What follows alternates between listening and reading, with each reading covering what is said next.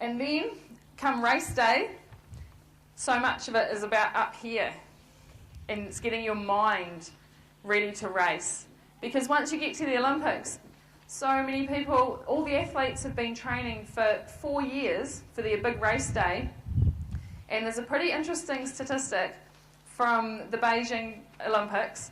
Only 30% of athletes who compete at the Olympic Games do a personal best. So that means they've gone faster than they ever have before. And yet they've been training for 4 years to get there. So you think they'll be in the best possible condition. But often the pressure of the Olympics, because it's so huge, lets them down. And so much of the Olympics, it's about getting your body ready, but you have to train your mind to get ready as well. And in my race, I'm sitting in the start gates, and I have to sit there and watch as a countdown timer ticks down for 60 seconds. 60 seconds is a really, really, really long time when you're sitting there waiting to race at the Olympic Games. And it ticks down, and then it beeps at 30 seconds, and then it ticks down some more, and you're sitting there and you're waiting, you're ready to go, and then it starts to beep. 5, 4, 3, 2, 1, and then a gun goes off, and you can go.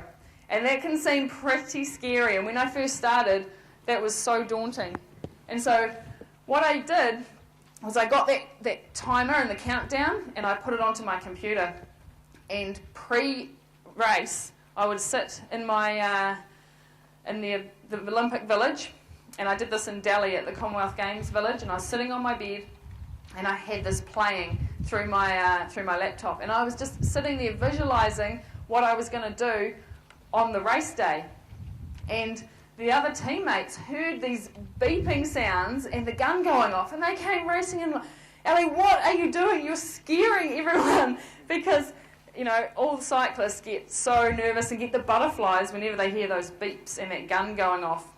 But for me, to sit on my bed in a calm situation and be able to go through that countdown, really, it relaxed me, and it meant that when I got to that start line, and there was hundreds of people sitting in the stands, and I knew there was thousands of people back home on TV watching, I knew that I had already gone through it, and it was exactly the same countdown as I'd watched sitting on my bed in a nice calm situation. And it meant that you can really focus on what you have to do and what you know you can do, because you've been training so hard, and then you can block out all the other stresses that go with it. So it's being able to train the mind just as much as training the body.